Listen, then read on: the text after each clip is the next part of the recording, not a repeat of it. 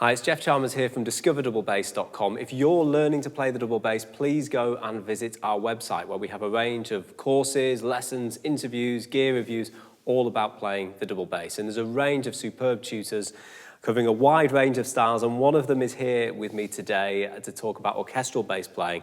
A member of the Philadelphia Orchestra's bass section, the acting associate principal double bass player, I believe. It's a bit of a mouthful, isn't it? Joseph Conyers. Joe, thanks so much for joining me today. My pleasure. Thanks for having me.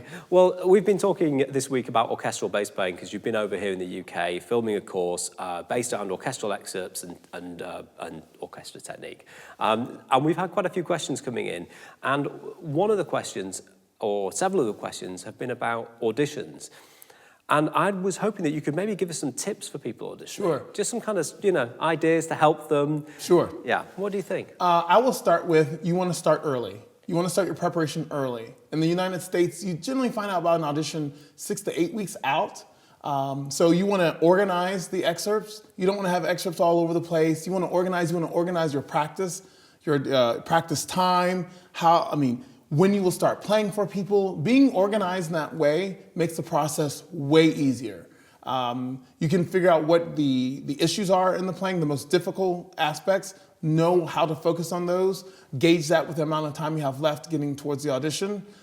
You don't have to practice everything every day. It's actually pointless and honestly a waste of time, because if you can actually play something, then obviously you don't need to practice it. You should really work on the things that are the most difficult. I always said like 2 weeks out, I would actually become a little dead to the world, because by that point I'm actually practicing many hours a day and I'm doing my run-throughs and getting ready. Other practice tips with orchestra auditions are so specific. They aren't like playing a solo competition. A solo competition is a lot more room and give and take and doing what you want as an artist and all that fun stuff. But with orchestra auditions,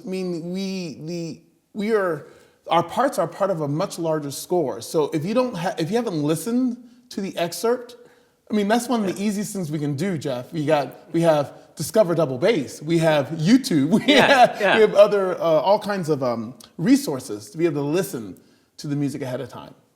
And so listen to the music with the excerpt so you can understand, how does this part fit? Because while the committee's listening, we want to hear what if the person who's playing knows how that part fits, if it's the right character. Are you playing Mozart or are you playing Mahler? Mozart and Mahler shouldn't sound the same.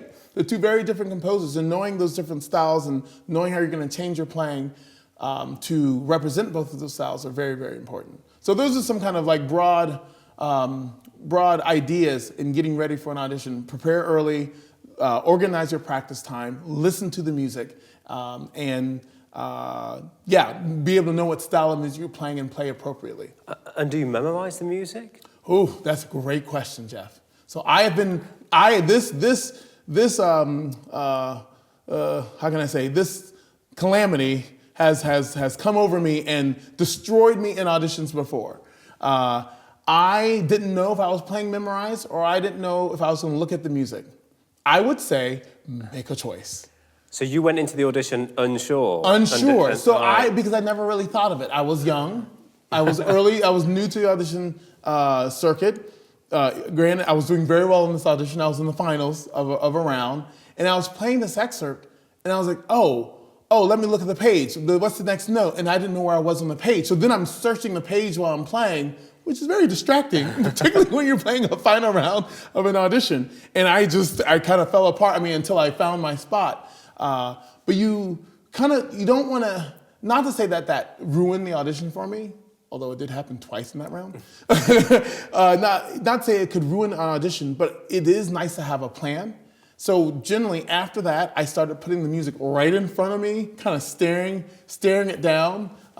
Even on my Instagram, some people say like I never blink. I think this all came from staring at the music to make sure I didn't get lost while I played, particularly when I'm under pressure and having to perform. So knowing what those things are, can you play memorized? Then trust you will play memorized. If you have any doubt, look at the music, stare at the music, and practice that way. Don't go into the audition and have it be a new experience like, oh, I'm going to look at the music now. Because if you haven't done that and been looking at your fingerings or your bow, that will be distracting. You want to practice how you will perform on that day of the audition. Absolutely, and I think playing through mistakes as well, because if when it does fall apart, presumably, you know, being able to pick it back up quickly without, you know, allowing it to trip you up too much and ruin the whole, you know, the whole excerpt. That is very important. I mean, Hal said he didn't play a perfect audition when he won the Philadelphia Orchestra position. Really? I know I didn't play a perfect audition when I won the Philadelphia Orchestra spot. But to your point, I was able to pick up. I mean, I was playing the cadenza to the Bottesini double bass concerto and got to da ya dee da, and I forgot what the notes were coming down. Oh, so it's It was a little bit of Bottesini meets Schoenberg. Okay. Or Berg, and then we came right back to Bottesini, and I acted like nothing ever happened and went on. A few things. One, everyone's human. These things happen. Two, the committee, well, by this point, they had heard the entire cadenza, and they're kind of enraptured in your playing. Well, hopefully. And, or they might be making notes and may not have even noticed. Because we're busy back there sometimes making notes and comments, so our full attention may not actually be on the player every second of the audition. So again, for most of us, it's the totality of the player. Do we hear consistent intonation? Do we hear consistent strokes? Do we hear knowledge of the piece? Is this someone who feels like they fit the ensemble and the tradition of the playing in this orchestra?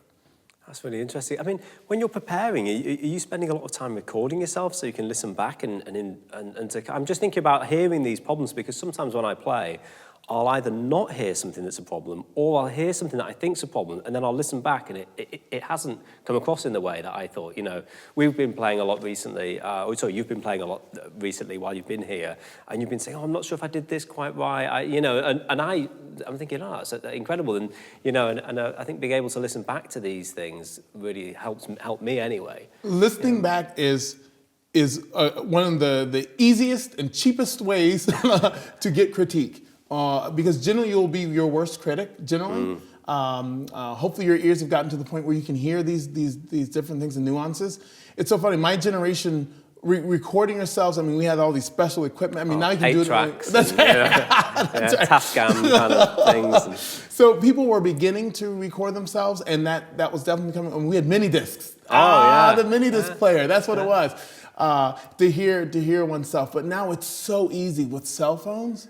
I mean, it's so easy. And now I've seen, even on Instagram, people have practice accounts. They have private practice accounts with friends. That's really cool. It's really good. I mean, you really want to put yourself out there. I know we don't. So you don't have to do the whole world. You don't have to put it all of Instagram. Everyone doesn't have to know your business. But maybe you have a trusted set of friends, or even just recording for yourself, just so you can hear yourself back. It's been really helpful in my own playing, and even in my own listening, because I'm listening at a certain level, and it will change my playing. I can adjust, and you learn to adjust on the fly, which is really, really important. That's excellent. And I think if you're looking for some inspiration, please go and check out Joseph's Instagram profile. There's some wonderful excerpts over there. And he's also filmed a series of lessons for Discover Double Bass. So we will provide links for that below. So, Joe, thanks so much for joining me today. It's been a pleasure talking to you. And thanks for joining us at home.